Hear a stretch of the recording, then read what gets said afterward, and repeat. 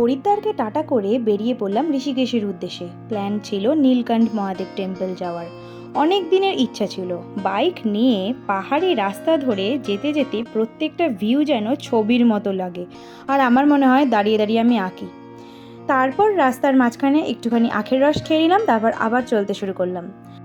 এই নীলকণ্ঠ মন্দিরটা অ্যাকচুয়ালি কোরদুয়ারের মধ্যে পড়ে, উত্তরাখণ্ডের একটা হিল স্টেশন। ফেমাস জানকী সেতু পেরিয়ে আমরা চললাম নীলকণ্ঠের উদ্দেশ্যে। আর ঠিক এই জায়গায় পাহাড় আর গঙ্গার এত সুন্দর একটা মনোরম দৃশ্য একসাথে দেখতে পাওয়া জাস্ট একটা ভাগ্যের ব্যাপার। অসাধারণ দেখতে লাগে এই জায়গাটা। যেতে যেতে আমরা পৌঁছে গেলাম ঋষিকেশ, আর ঋষিকেশ মানেই তো জানোই রাফটিং। যদিও এসব আমার খুবই ভয় লাগে, দেখতে খুবই ভালো লাগে।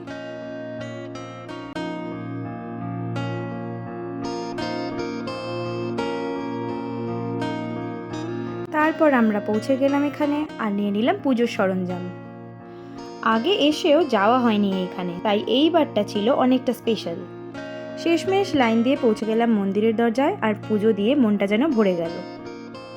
পাহাড়ে ঘেরা এই মন্দিরগুলো দেখতে এত ভালো লাগে কি বলবো।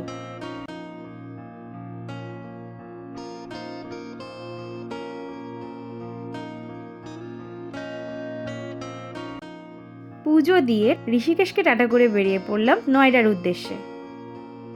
সকাল থেকে পেটে সেরকম কিছু না পড়ায় লাঞ্চটা করতে চলে গেলাম একটা ধাবায়। বিকেলের দিকে একটু দাঁড়িয়ে পড়লাম আর একটা ধাবায়। রনিত নিয়ে নিয়েছিল লস্যি, আমি নিয়ে নিয়েছিলাম চা। বাইকের জার্নিটা চাপের হলেও এগুলো কিন্তু মনে রাখার মতো হয়ে থাকে।